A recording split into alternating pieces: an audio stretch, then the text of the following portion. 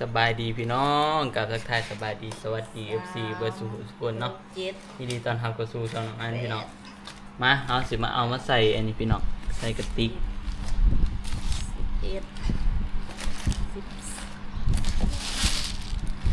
เนี่ยเอาใจเวิร์ดดีกับที่ชาติไปนะ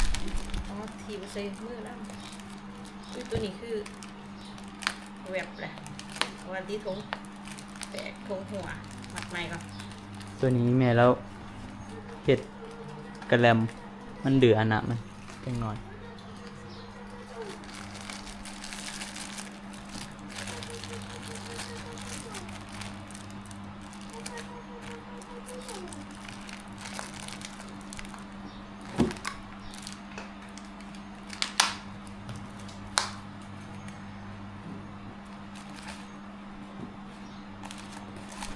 แต่เขาบ่มีอัน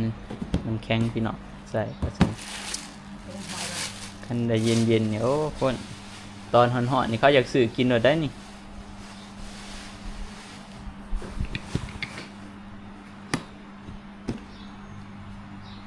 นี่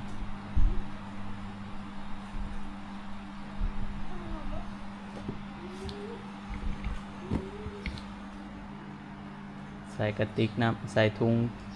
ไปขายนับพี่น้องมาพี่น้องเดี๋ยวสิไปหาเลาะขายกับอีเมย์ไปหาเลาะขายบ้านก่อน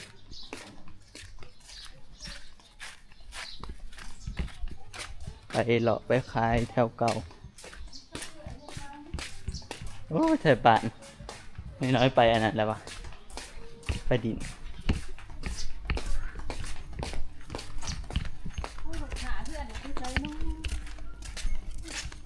ว่าให้น้ำมาขายขนมมากกับมาแถวนี้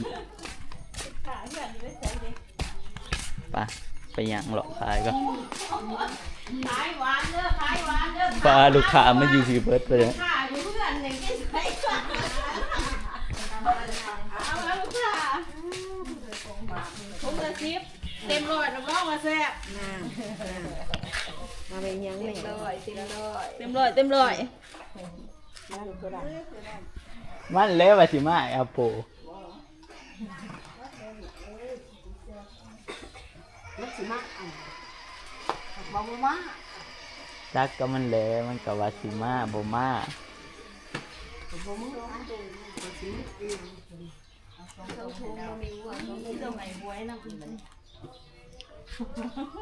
ใช่แล้วอีกนิดนึงนี่นะสองถุงอยากชดกินย่ำเมื่อยหอดนานๆทีเดีนานๆทีเดีว่างนานๆทีเดีว่างเฮ็ดใช้ได้ไปใส่โยนอยู่เพื่อเดี๋ยวเอาโอนไปขายน้แม่ตัวสี่กันนี่กูแม่ตัวไปใส่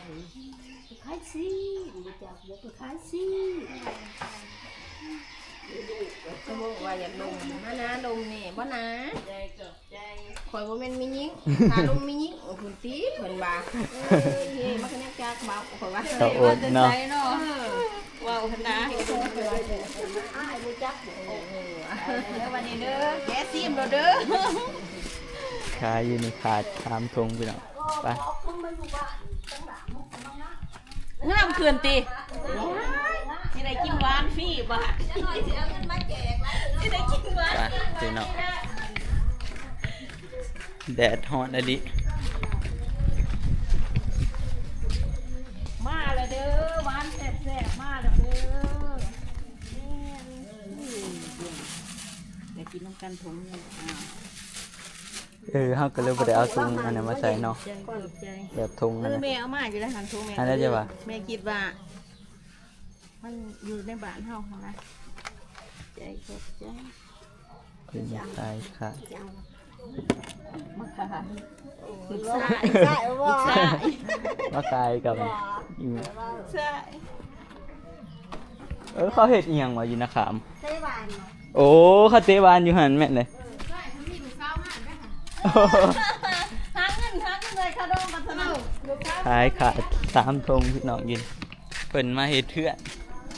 เป็นสร้างเนาะมาขายอยู่กว่าก็โอ้เขาเตะบานอยู่ผ่าน ใจ บ่ได้ขามไปเบิ่งเดี๋ยวหน่อยขามไปขายอยู่หั่นขายดีไปแล้วเอ้า ขายหวานเด้อขายหวานสดน้ำ โอ้เขาประกาศอยู่เบื้องนะผู้พี่น้อง เอามือเบิ่งบ่ทางนี่บ้าน คนคือสิหลาย เพิ่นได้กินเนาะไออยู่ ไขวัดนี่ เบิ่งที่อยากไปเบิ่งกับพี่น้อง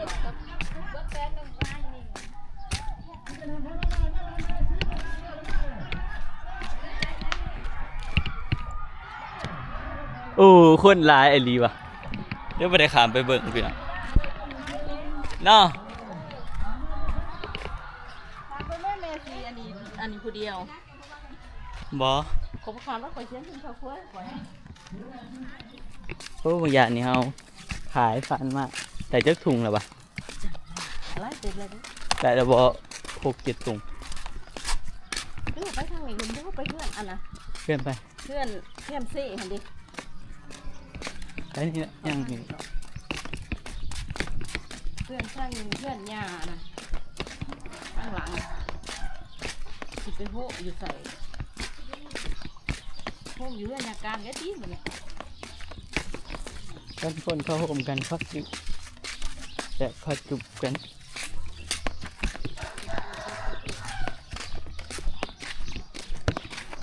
วันนี้ล็อกประตูไปใส่เลย ขอเมื่อเอารถเด้อที่สิบ่เบิดดอก แม่เมื่อโดดเดี๋ยวแม่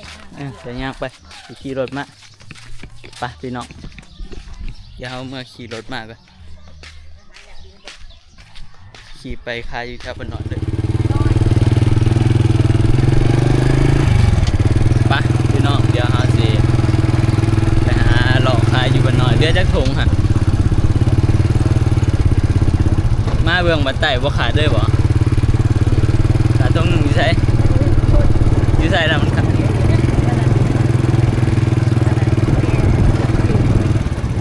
โอ้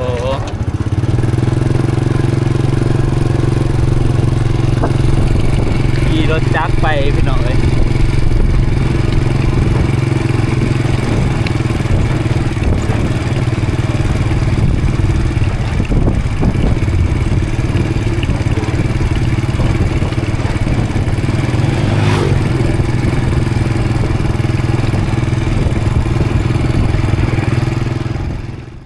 เอาไปขายอยู่ พี่ ใส่ น้องตอนนี้แม่นอนก็มาแต่เลาะคายแล้วเรียกจักถุง เดือ4ถุง เดี๋ยว4บ่ แม่ ใส่เปิดเบิ่ง เดือ4 แสดงว่าคายได้จักถุง 20ถุง16คายได้16 แม่ ได้1,600,000เนาะ ไอ้เส้นลูก ได้200กว่าบาทคือเก่าคือบ่ว่าหันเฮาขายอันได้1,800ผู้ใดแม่นบ่เฮาขายบ่ได้2ถุงเดี๋ยวบ่หันแต่ตัวนี้ได้1,600,000กินบ่น้ำนี่ในจองมีน้ำบ่ ไปกินดีกว่า ไปพี่น้องเดี๋ยวเราสิเดินทางเมื่อแล้วบัดนี้สรุปก็คือขายได้ซ้ำนี้เลยเนาะขายได้แต่เท่าไรก็10ปลายถุงขายได้16ถุง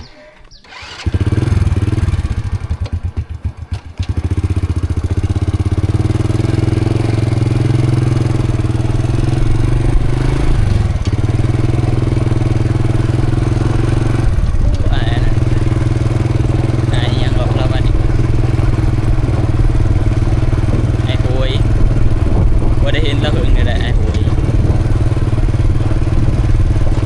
วานเด้อ ไปเมื่อพี่น้อง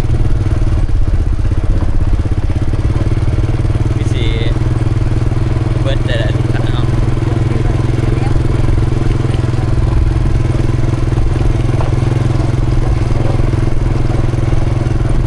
เหลือ4ถุงตลอด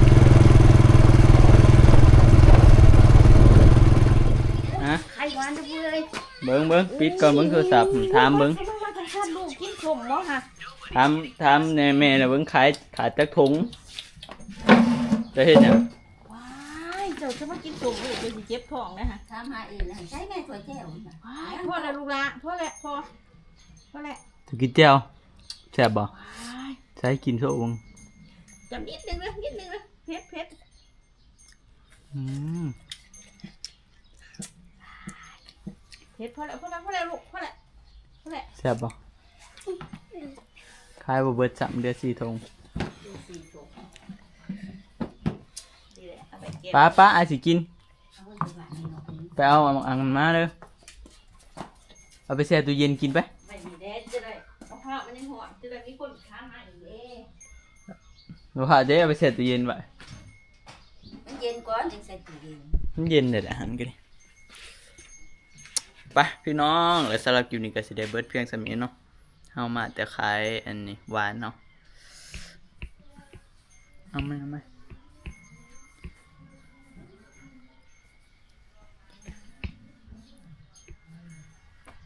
ไปพี่น้องแล้วก็สำหรับคลิปนี้ก็สิได้เบิดเพียงส่ำนี้เด้อเนาะเฮาก็มาแต่ขายหวานเฮาแล้วเนาะก็คือสรุปแล้วขาดไป16ธงเนาะเหลือ4ก็ได้1,600,000 1,600,000กับ200กับ120,000 130,000 140,000 150,000 ได้200กว่าบาทเนาะพี่น้อง200กว่าบ่ถึง300ซ้ำคำตีเป็นเงินไทยก็ประมาณ260หรือว่า270-80 บาทนี่แหละพี่น้องประมาณนี้เนาะประมาณ270-80 บาทเกือบ300 ดีแล้วเดือดซ้ ที่เหลือก็เอาไว้กินเองเนาะไปพี่น้องเดี๋ยวไว้พอกันใหม่คลิปหน้าละสำหรับคลิปนี้ก็ขอตัวลาไปก่อนเด้อขอกล่าวคำว่าสบายดีพี่น้องบ๊ายบาย